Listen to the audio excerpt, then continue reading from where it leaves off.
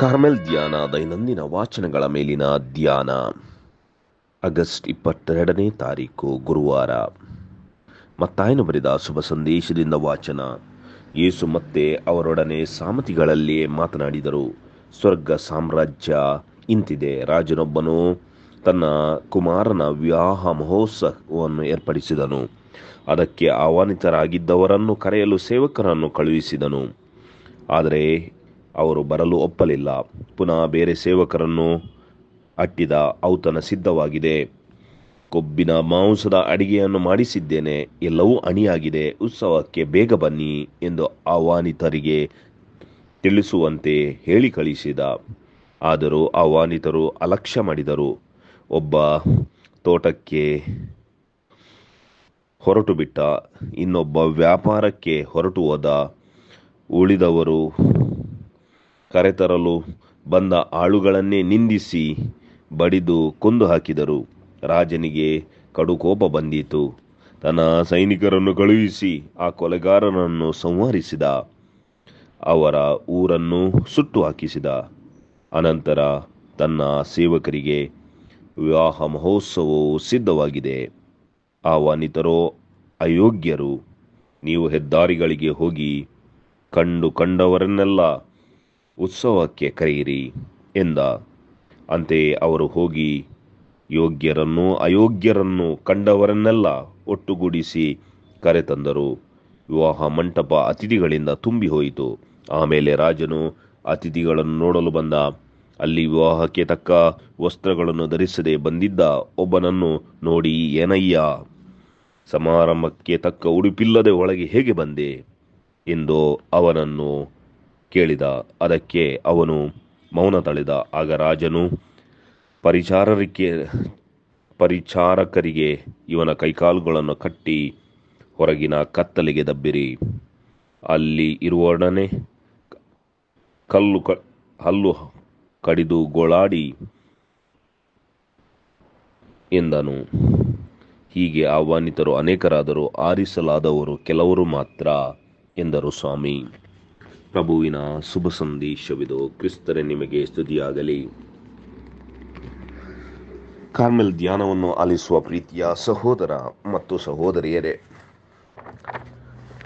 ಇಂದಿನ ಶುಭ ಸಂದೇಶದಲ್ಲಿ ಯೇಸು ಹೇಳುತ್ತಾರೆ, ಆಹ್ವಾನಿತರು ಅನೇಕರು, ಆರಿಸಲಾದವರು ಕೆಲವರು ಮಾತ್ರ.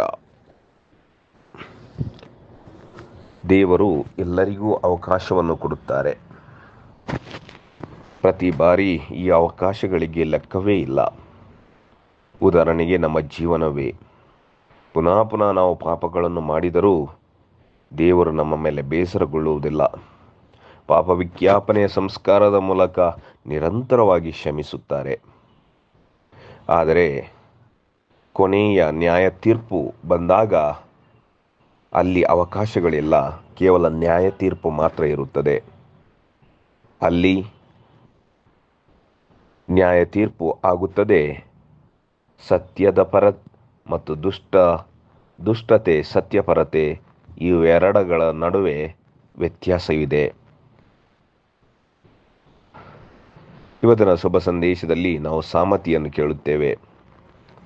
ರಾಜನ ಕುಮಾರನ ವಿವಾಹ ಮಹೋತ್ಸವಕ್ಕೆ ಹಾದಿ ಬೀದಿಯಲ್ಲಿ ಹೋಗುವವರನ್ನು ಎಲ್ಲರನ್ನೂ ಅತಿಥಿಗಳಾಗಿ ಕರೆಯಲಾಯಿತು. ಎಲ್ಲರೂ ಔತಣದಲ್ಲಿ ಕುಳಿತುಕೊಂಡಾಗ ರಾಜನು ಬಂದಾಗ ಅಲ್ಲಿ ಕೆಲವರು ವಿವಾಹ ಸಮಾರಂಭಕ್ಕೆ ತಕ್ಕ ಉಡುಪುಗಳನ್ನು ಧರಿಸದೆ ಬಂದವರನ್ನು ಕಂಡು, ಇವರನ್ನು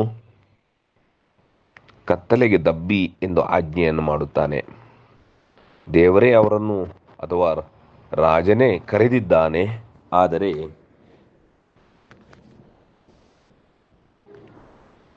ನಮಗೆ ಅನಿಸಬಹುದು, ರಾಜನೇ ಈ ಜನರನ್ನು ಔತಣಕೂಟಕ್ಕೆ ಕರೆಸಿಕೊಂಡಿದ್ದಾನೆ, ಆತನೇ ಯಾಕೆ ಹೊರದಬ್ಬುತ್ತಾನೆ ಎಂಬುದಾಗಿ.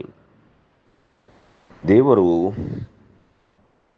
ಈ ಜೀವನದಲ್ಲಿ ನಮ್ಮೆಲ್ಲರಿಗೂ ಅವಕಾಶಗಳನ್ನು ಕೊಡುತ್ತಾ ಬರುತ್ತಾರೆ. ಈ ಜೀವನದಲ್ಲಿ ಅವಕಾಶಗಳನ್ನು ಉಪಯೋಗಿಸಿ ಸಮರ್ಪಕ ರೀತಿಯಲ್ಲಿ ಜೀವನ ನಡೆಸುವುದು ನಮ್ಮೆಲ್ಲ ಆದ್ಯ ಕರ್ತವ್ಯ. ಆದರೆ ಒಂದು ದಿವಸ ಈ ಅವಕಾಶಗಳು ಮುಗಿದು ಹೋಗುತ್ತವೆ. ಅದು ನಮ್ಮ ಮರಣದ ನಂತರ ನ್ಯಾಯ ತೀರ್ಪಿನ ದಿನದಂದು ಅವಕಾಶಗಳು ಇರುವುದಿಲ್ಲ, ಬದಲಾಗಿ ನ್ಯಾಯ ತೀರ್ಪು ಮಾತ್ರ ಇರುತ್ತದೆ. ಹಾಗೆಯೇ ಔತಣ ಕೂಟಕ್ಕೆ ಬರುವ ತನಕ ಆಹ್ವಾನವನ್ನು ನೀಡಲಾಗಿತ್ತು, ಅವರೆಲ್ಲರನ್ನು ಕರೆಯಲಾಗಿತ್ತು. ಆದರೆ ಆ ಔತಣ ಕೂಟಕ್ಕೆ ಬಂದ ಮೇಲೆ ಅವರಲ್ಲಿ ತಕ್ಕ ಉಡುಪುಗಳು ಅವರು ಧರಿಸಲಿಲ್ಲ. ರಾಜನು ಅವರಿಗೆ ಆ ಔತಣ ಕೂಟಕ್ಕೆ ಬರಲಿಕ್ಕೆ ಆಹ್ವಾನವನ್ನು ನೀಡಿದ್ದ, ತಕ್ಕ ಉಡುಪುಗಳನ್ನು ನೀಡಿದ್ದ. ಅಂದರೆ ಅವರು ಆ ಉಡುಪುಗಳನ್ನು ಧರಿಸದೆ ಆಹ್ವಾನ ಏನೋ ಸಿಕ್ಕಿದೆ ಎಂಬ ಆ ಭ್ರಮೆಯಲ್ಲಿ ಬಂದರು. ಆದರೆ ಆ ಔತಣ ಕೂಟದಲ್ಲಿ ಭಾಗವಹಿಸಬೇಕಾದರೆ ಅದರದ್ದೇ ಆದ ಕೆಲವು ನಿಯಮಗಳು, ಸಮವಸ್ತ್ರಗಳು ಇವೆ. ಅದನ್ನು ಧರಿಸಿದಾಗ ಮಾತ್ರ ಆ ಔತಣ ಕೂಟದಲ್ಲಿ ಅವರು ಭಾಗವಹಿಸಲು ಸಾಧ್ಯವಾಗುತ್ತದೆ. ಹಾಗೆ ನಮ್ಮ ಜೀವನದಲ್ಲಿಯೂ ಕೂಡ ಸ್ವರ್ಗ ಎಲ್ಲರಿಗೆ ದೊರಕುವುದಿಲ್ಲ. ನಾವು ಹೇಗೋ ಜೀವಿಸಿ ಏನೋ ಮಾಡಿ ಕೊನೆಗೆ ದೇವರು ಹೇಗೋ ಕ್ಷಮಿಸ್ತಾರೆ, ಪ್ರೀತಿಸ್ತಾರೆ ಎಂಬ ಭ್ರಮೆಯಲ್ಲಿ ನಾವು ಬದುಕಿ ಯಾವುದೇ ರೀತಿಯ ಆಯ್ಕೆಗಳನ್ನು ಮಾಡದೆ ನಮ್ಮ ಜೀವನದಲ್ಲಿ ಕೇವಲ ದುಷ್ಟತೆಯನ್ನು ಆಯ್ಕೆ ಮಾಡಿದ್ದಲ್ಲಿ ಕೊನೆಯ ದಿನ, ಕೊನೆಯ ಗಳಿಗೆ, ಕೊನೆಯ ಕ್ಷಣ ಏನೋ ಮ್ಯಾಜಿಕ್ ಆಗಲಿಕ್ಕೆ ಸಾಧ್ಯವಿಲ್ಲ. ಬದಲಾಗಿ ನಿರಂತರವಾಗಿ ನಮ್ಮ ಜೀವನದಲ್ಲಿ ನಾವು ಒಳಿತನ್ನು ಆರಿಸಲು ದೇವರು ಕೊಟ್ಟ ಅವಕಾಶಗಳನ್ನು ಬಳಸಲು ಪ್ರಯತ್ನಿಸೋಣ. ನಮ್ಮ ಸಾವು ಯಾವಾಗ ಬರುತ್ತದೆ ಎಂಬುದು ನಮಗೆ ತಿಳಿದಿಲ್ಲ. ಹಾಗೆಯೇ ನಾವು ನಿರಂತರವಾಗಿ ನಮ್ಮ ಜೀವನ ಒಂದು ಸಿದ್ಧತೆ ಎಂದು ಭಾವಿಸಿ ನಾವು ಹನಿಗೊಳ್ಳೋಣ ಮತ್ತು ಆ ಔತಣ ಕೂಟದಲ್ಲಿ ಭಾಗವಹಿಸೋಣ. ಆಮೇನ್. ಪ್ರಿಯರೇ, ಕಾರ್ಮೆಲ್ ಧ್ಯಾನ, ದೈನಂದಿನ ವಾಚನಗಳ ಮೇಲಿನ ಧ್ಯಾನ, ಇದು ಕಾರ್ಮೆಲ್ ಗುರುಗಳ ಕೊಡುಗೆಯಾಗಿದೆ. ಇಂದಿನ ಈ ಧ್ಯಾನವನ್ನು ನಿಮಗೆ ನೀಡಿದ್ದಾರೆ ವಂದನೆ ಸ್ವಾಮಿ ವಿಜಯ್ ಡಿಕಾಸ್ಟಾ. ವಂದನೆಗಳು. ಆಮೇನ್. ಪವಿತ್ರ ಬಾಲ ಯೇಸುವಿಗೆ ನವೇನ ಪ್ರಾರ್ಥನಾ ವಿಧಿ. ಮಕ್ಕಳೊಂದಿಗೆ ಸದಾ ಜೀವಿಸುವುದೇ ನನ್ನ ಸಂತೋಷ ಎನ್ನುತ್ತಾರೆ ಏಸು. ಮಕ್ಕಳನ್ನು ತಡೆಯದಿರಿ, ಅವು ನನ್ನೆಡೆಗೆ ಬರಲಿ. ಅವರು ಸ್ವರ್ಗದ ಹಕ್ಕುದಾರರಾಗಿದ್ದಾರೆ. ಯಾವ ಮಾನವನು ಈ ಚಿಕ್ಕ ಮಕ್ಕಳಂತೆ ಜೀವಿಸನೋ ಅವನು ನನ್ನ ರಾಜ್ಯವನ್ನು ಪ್ರವೇಶಿಸಲಾರ. ಪವಿತ್ರ ಬೈಬಲ್ನಲ್ಲಿನ ಏಸು ಪ್ರಭುವಿನ ವಾಕ್ಯಗಳು ಇವು. ಬಾಲ ಯೇಸುವು ಮಕ್ಕಳಿಂದಿಡಿದು ಸರ್ವರಲ್ಲಿಯೂ ಒಗ್ಗೂಡಿ ಪ್ರತಿಯೊಬ್ಬನ ಆಗು ಹೋಗು ಅಪೇಕ್ಷೆಗಳಲ್ಲಿ, ಕಷ್ಟ ಸಂಕಷ್ಟ, ರೋಗ ರುಜಿನಗಳಲ್ಲಿ ತನ್ನ ಕೃಪಾಳು ಕೊಡುಗೆಗಳನ್ನು ನೀಡಿರುವರು. ಪರಿಶುದ್ಧ ಸೃಷ್ಟಿಯಾದ ಮುಗ್ಧ ಬಾಲಕನ ರೂಪದಲ್ಲಿ ಜನಿಸಿ ಜಗತ್ತಿಗೆ ಬಂದ ಏಸು ಮಾನವನಿಗೆ ಹೇಳುತ್ತಾರೆ, ನನ್ನನ್ನು ಎಷ್ಟು ನೀನು ಗೌರವಿಸುತ್ತೀಯೋ ಅದಕ್ಕೂ ಮಿಗಿಲಾಗಿ ನಾನು ನಿನ್ನನ್ನು ಆಶೀರ್ವದಿಸುವೆನು. ಸ್ವ ಅರ್ಪಣೆ. ಪ್ರಿಯ ಬಾಲ ಯೇಸುವೆ, ನಾನು ನಿಮ್ಮನ್ನು ಆರಾಧಿಸುತ್ತೇನೆ. ನನ್ನ ಮೇಲಿನ ಪ್ರೀತಿಯ ಸಲುವಾಗಿ ಒಂದು ಮಗುವಾಗಿ ಜನಿಸಿದಿರಿ. ನಿಮ್ಮನ್ನು ಸ್ತುತಿಸುತ್ತೇನೆ. ನಿಮ್ಮ ಪವಿತ್ರ ರಹಸ್ಯಗಳನ್ನು ಸನ್ಮಾನಿಸುತ್ತೇನೆ. ನಿಮ್ಮ ಪ್ರೀತಿಗೆ ಬದಲಾಗಿ ನಾನು ನನ್ನನ್ನೇ ಸಂಪೂರ್ಣವಾಗಿ ನಿಮಗೆ ಅರ್ಪಿಸುತ್ತೇನೆ. ನಿಮ್ಮ ಪವಿತ್ರ ಬಾಲ್ಯದ ಸದ್ಗುಣಗಳನ್ನು ನನಗೂ ದಯಪಾಲಿಸಬೇಕೆಂದು ವಿನಂತಿಸುತ್ತೇನೆ. ಪ್ರಿಯ ಯೇಸುವೆ, ದೀನತೆ ಎಂಬ ನಿಮ್ಮ ದ್ರವ್ಯವನ್ನು, ಪ್ರೀತಿ ಎಂಬ ಮಾಧುರ್ಯವನ್ನು ನನಗೆ ದಯಪಾಲಿಸಿರಿ. ನಿಮ್ಮ ವಿನಯ ಹಾಗೂ ಸರಳ ಸ್ವಭಾವವನ್ನು ನಾನು ಅನುಕರಿಸುವಂತೆ ಮಾಡಿರಿ. ನಿಮ್ಮನ್ನು ಪ್ರೀತಿಯಿಂದ ಅನುಕರಿಸಿ ನಿಮ್ಮ ಮಹೋನ್ನತ ಸನ್ನಿಧಿಯನ್ನು ಸೇರುವಂತೆ ಮಾಡಿರಿ. ಆಮೆನ್. ಪ್ರಾರಂಭದ ಪ್ರಾರ್ಥನೆ. ಏಸುವೆ, ಕೇಳಿರಿ ಕೊಡಲಾಗುವುದು, ಹುಡುಕಿರಿ ಸಿಕ್ಕುವುದು, ತಟ್ಟಿರಿ ತೆರೆಯಲಾಗುವುದು ಎಂದು ಹೇಳಿದ್ದೀರಿ. ನಿಮ್ಮ ಮಾತೆ ಪರಿಶುದ್ಧ ಮರಿಯಮ್ಮನವರ ಮುಖಾಂತರ ನನಗೆ ಈ ವರವನ್ನು ದಯಪಾಲಿಸಬೇಕೆಂದು ವಿನಯದಿಂದ ಕೇಳುತ್ತಾ, ಹುಡುಕುತ್ತಾ, ತಟ್ಟುತ್ತಾ ತಮ್ಮಲ್ಲಿಗೆ ಬಂದಿರುತ್ತೇನೆ. ಏಸುವೆ, ನನ್ನ ಹೆಸರಿನಲ್ಲಿ ನೀವು ಏನನ್ನೂ ಕೇಳಿದರೂ ನನ್ನ ತಂದೆಯು ಅದನ್ನು ದಯಪಾಲಿಸುವರು ಎಂದು ಹೇಳಿದ ಕರ್ತರು ನೀವೇ. ನಮ್ಮ ಮಾತೆ ಪರಿಶುದ್ಧ ಮರಿಯಮ್ಮನವರ ಮುಖಾಂತರ ನನ್ನ ಕೋರಿಕೆಯನ್ನು ನಿಮ್ಮ ತಂದೆಯಾದ ದೇವರಿಗೆ ಒಪ್ಪಿಸುವಂತೆ ವಿನಯದಿಂದ ಬೇಡಿಕೊಳ್ಳುತ್ತೇನೆ. ಏಸುವೆ, ಭೂಮಿ ಆಕಾಶವು ಅಳಿದು ಹೋಗುವುದು, ಆದರೆ ನನ್ನ ವಾಕ್ಯವು ಅಳಿಯಲಾರದು ಎಂದು ನುಡಿದ ಪ್ರಭುವೇ, ನಿಮ್ಮ ಮಾತೆ ಮರಿಯಮ್ಮನವರ ಬಿನ್ನಹಗಳಿಂದ ನನ್ನ ಪ್ರಾರ್ಥನೆ ಈಡೇರುವುದೆಂದು ದೃಢವಾಗಿ ನಂಬುತ್ತೇನೆ. ಪ್ರಾರ್ಥಿಸೋಣ. ಓ ಪವಿತ್ರ ಬಾಲಯೇಸುವೆ, ತಾವು ತಮ್ಮ ಕೈಯನ್ನು ಆಶೀರ್ವದಿಸಲು ಎತ್ತಿರುವಲ್ಲಿ ತಮ್ಮ ಆಶೀರ್ವಾದದ ಬಲವು ನಮ್ಮ ಶರೀರವನ್ನು ಆತ್ಮೀಯ ಶಕ್ತಿಯಿಂದ ಪುಷ್ಟೀಕರಿಸಲಿ. ಅಪಾರ ವಿಶ್ವಾಸವಿಟ್ಟು ತಮ್ಮಲ್ಲಿ ಬಂದಿರುವ ನಮ್ಮ ಪ್ರಾರ್ಥನೆಯನ್ನಾಲಿಸಿ ನಮ್ಮಲ್ಲಿ ತಮ್ಮ ಕರುಣಾಮಯ ಕೃಪಾವರಗಳನ್ನು ದಯಪಾಲಿಸಿರಿ. ಆಮೇನ್. ಸ್ವರ್ಗದಲ್ಲಿರುವ ನಮ್ಮ ತಂದೆಯೇ, ನಿಮ್ಮ ನಾಮ ಪೂಜಿತವಾಗಲಿ, ನಿಮ್ಮ ರಾಜ್ಯ ಬರಲಿ, ನಿಮ್ಮ ಚಿತ್ತ ಸ್ವರ್ಗದಲ್ಲಿ ನೆರವೇರುವ ಪ್ರಕಾರ ಭುವಿಯಲ್ಲಿಯೂ ನೆರವೇರಲಿ. ನಮ್ಮ ಅನುದಿನದ ಆಹಾರವನ್ನು ಇಂದು ನಮಗೆ ನೀಡಿರಿ. ನಮಗೆ ತಪ್ಪು ಮಾಡಿದವರನ್ನು ನಾವು ಕ್ಷಮಿಸುವ ಪ್ರಕಾರ ನಮ್ಮ ಪಾಪಗಳನ್ನು ಕ್ಷಮಿಸಿರಿ. ನಮ್ಮನ್ನು ಶೋಧನೆಗೆ ಒಳಪಡಿಸದೆ ಕೇಡಿನಿಂದ ನಮ್ಮನ್ನು ರಕ್ಷಿಸಿರಿ. ದೇವಪುತ್ರರು ಮನುಷ್ಯರಾದರು, ಅವರು ನಮ್ಮೊಡನೆ ಜೀವಿಸಿದರು. ನಮೋ ಮರಿಯ, ಕೃಪಾಪೂರ್ಣೆಯೇ, ಪ್ರಭು ನಿಮ್ಮೊಡನೆ ಇದ್ದಾರೆ. ಸ್ತ್ರೀಯರಲ್ಲಿ ನೀವು ಧನ್ಯರು, ಮತ್ತು ನಿಮ್ಮ ಉದರದ ಫಲವಾದ ಯೇಸುವೂ ಧನ್ಯರು. ಸಂತ ಮರಿಯ, ದೇವಮಾತೆಯೇ, ಪಾಪಿಗಳಾಗಿರುವ ನಮಗಾಗಿ ಈಗಲೂ ನಮ್ಮ ಮರಣದ ಸಮಯದಲ್ಲೂ ಪ್ರಾರ್ಥಿಸಿರಿ. ಆಮೇನ್. ದೇವಪುತ್ರರು ಮನುಷ್ಯರಾದರು, ಅವರು ನಮ್ಮೊಡನೆ ಜೀವಿಸಿದರು. ಪಿತನಿಗೂ ಸುತನಿಗೂ ಪವಿತ್ರಾತ್ಮರಿಗೂ ಮಹಿಮೆಯಾಗಲಿ, ಆದಿಯಲ್ಲಿದ್ದ ಹಾಗೆಯೇ ಈಗಲೂ ಯಾವಾಗಲೂ ಯುಗಯುಗಾಂತರಕ್ಕೂ. ಆಮೇನ್. ಅದ್ಭುತ ಶಾಲೆಯಾದ ಬಾಲಯೇಸುವೆ, ನಮ್ಮ ಪ್ರಾರ್ಥನೆಯನ್ನಾಲಿಸಿ ನಮ್ಮನ್ನು ಆಶೀರ್ವದಿಸಿರಿ.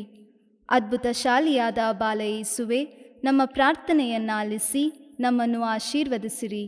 ಅದ್ಭುತ ಶಾಲೆಯಾದ ಬಾಲಯೇಸುವೆ, ನಮ್ಮ ಪ್ರಾರ್ಥನೆಯನ್ನಾಲಿಸಿ ನಮ್ಮನ್ನು ಆಶೀರ್ವದಿಸಿರಿ.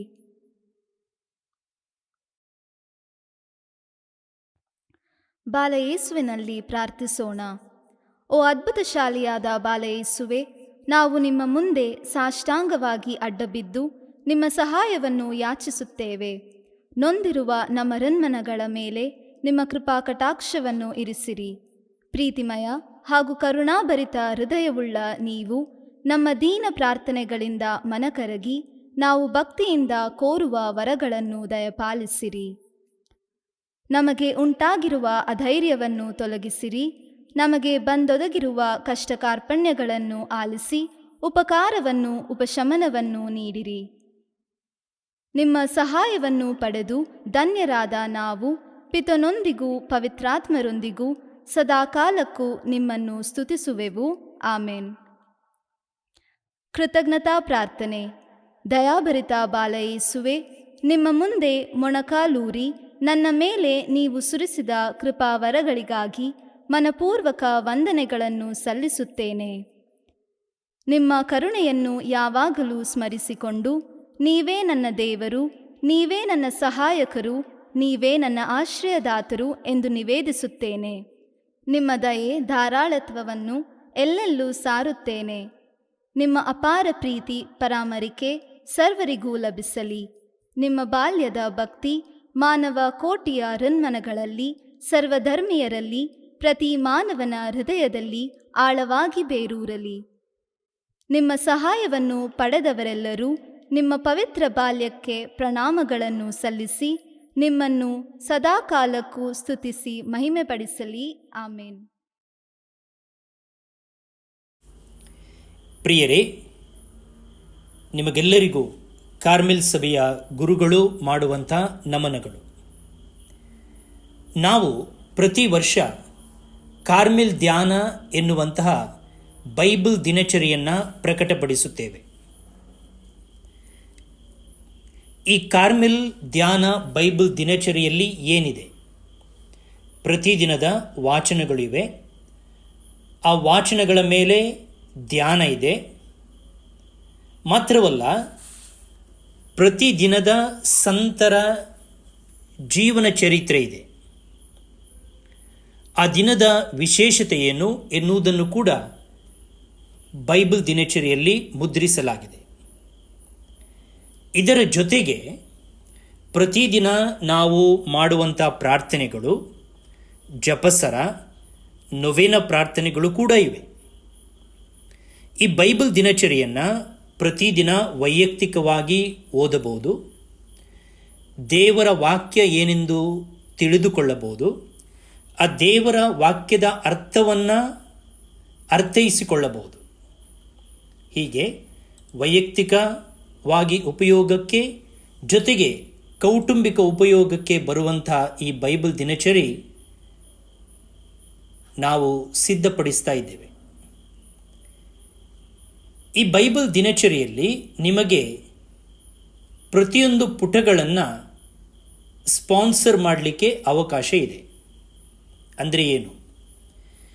ನೀವು ಹುಟ್ಟಿದ ದಿನಾಂಕದ ಆ ಒಂದು ಪುಟವನ್ನು, ಅಥವಾ ನಿಮ್ಮ ಮದುವೆಯ ವಾರ್ಷಿಕೋತ್ಸವದ ಪುಟವನ್ನು, ಅಥವಾ ಕುಟುಂಬದಲ್ಲಿ ತೀರಿ ಹೋಗಿರುವವರ ಗೌರವಾರ್ಥ ಆ ದಿನದ ಪುಟವನ್ನು ನೀವು ಸ್ಪಾನ್ಸರ್ ಮಾಡ್ಬೋದು, ಪ್ರಾಯೋಜಕವನ್ನು ಮಾಡ್ಬೋದು. ನಿಮ್ಮ ಹೆಸರನ್ನು ಆ ದಿನದ ಬೈಬಲ್ ದಿನಚರಿಯಲ್ಲಿ ನಾವು ಮುದ್ರಿಸುತ್ತೇವೆ. ಕಾರ್ಮೆಲ್ ಧ್ಯಾನದಲ್ಲಿ ನಿಮಗಾಗಿ ಪ್ರಾರ್ಥಿಸುತ್ತೇವೆ. ಮಾತ್ರವಲ್ಲ, ಯಾರೆಲ್ಲ ಆ ಬೈಬಲ್ ದಿನಚರಿಯನ್ನು ಉಪಯೋಗಿಸುತ್ತಾರೋ ಅವರು ಕೂಡ ನಿಮಗಾಗಿ ಪ್ರಾರ್ಥಿಸುತ್ತಾರೆ. ಪ್ರತಿಯೊಂದು ಹೆಸರಿಗೆ, ಪ್ರತಿಯೊಂದು ಪುಟಕ್ಕೆ ನಾವು 1,000 ರೂಪಾಯಿಯನ್ನು ತೆಗೆದುಕೊಳ್ಳುತ್ತೇವೆ. ಯಾಕಿದು ಹಣ? ಈ ಹಣವನ್ನು ನಾವು ಅಂಧ ತಂದೆ ತಾಯಿಯರ ಮಕ್ಕಳ ವಿದ್ಯಾಭ್ಯಾಸಕ್ಕಾಗಿ ವಿನಿಯೋಗಿಸುತ್ತೇವೆ. ಸುಮಾರು 100 ಕುಟುಂಬಗಳಿವೆ. ತಂದೆ ತಾಯಿಯರಿಗೆ ಕಣ್ಣು ಕಾಣ್ತಾ ಇಲ್ಲ, ಆದರೆ ಮಕ್ಕಳು ಒಳ್ಳೆಯ ಸ್ಥಿತಿಯಲ್ಲಿದ್ದಾರೆ. ಮಾತ್ರವಲ್ಲ, ಓದಿನಲ್ಲೂ ಬಹಳ ಮುಂದಿದ್ದಾರೆ. ಅವರಿಗೆ ಶಿಕ್ಷಣವನ್ನು ನೀಡುವ ಉದ್ದೇಶದಿಂದ ಈ ಹಣವನ್ನು ನಾವು ಅವರಿಗೆ ವಿದ್ಯಾರ್ಥಿ ವೇತನ ನೀಡಲು ಬಳಸುತ್ತೇವೆ. ಆದ್ದರಿಂದ ನೀವು ಹಿಂದಿನ ವರ್ಷದಲ್ಲಿ ನಮಗೆ ತೋರಿದ ಸಹಕಾರದಂತೆ ಈ ವರ್ಷವೂ ಆದಷ್ಟು ಬೇಗ ನಿಮ್ಮ ಹೆಸರುಗಳನ್ನು ನೋಂದಾಯಿಸಿ ಈ ಬೈಬಲ್ ಡೈರಿಗೆ ಪೇಜ್ ಸ್ಪಾನ್ಸರ್ ಮಾಡಬೇಕೆಂದು ನಿಮ್ಮನ್ನು ಕೇಳಿಕೊಳ್ಳುತ್ತೇವೆ. ನೀವು ಯಾವೆಲ್ಲ ದಿನಗಳಲ್ಲಿ ಪೇಜ್ ಸ್ಪಾನ್ಸರ್ ಮಾಡ್ತೀರಿ, ಆ ದಿನಗಳಲ್ಲಿ ಯಾರ ಹೆಸರನ್ನು ಮುದ್ರಿಸಬೇಕು, ಮಾತ್ರವಲ್ಲ ನಿಮ್ಮ ವಿಳಾಸವನ್ನು ನಮ್ಮ ನಂಬರಿಗೆ ವಾಟ್ಸಪ್ ಮಾಡಿ. ವಿಳಾಸ ಯಾಕಂದರೆ ನೀವು ಎಷ್ಟು ಪೇಜನ್ನು, ಪುಟವನ್ನು ಸ್ಪಾನ್ಸರ್ ಮಾಡ್ತೀರಿ ಅಷ್ಟು ಡೈರಿಗಳನ್ನು ನಾವು ನಿಮಗೆ ಮನೆಗೆ ಕಳಿಸಿಕೊಡುತ್ತೇವೆ.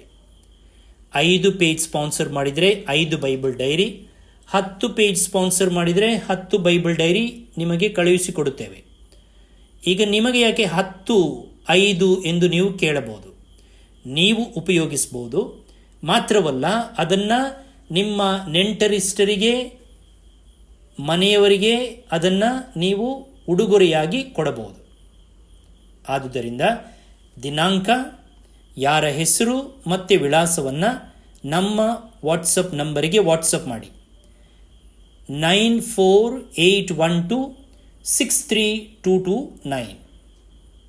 ಮತ್ತೊಮ್ಮೆ ಹೇಳ್ತೇನೆ, 9481263229. ಧನ್ಯವಾದಗಳು.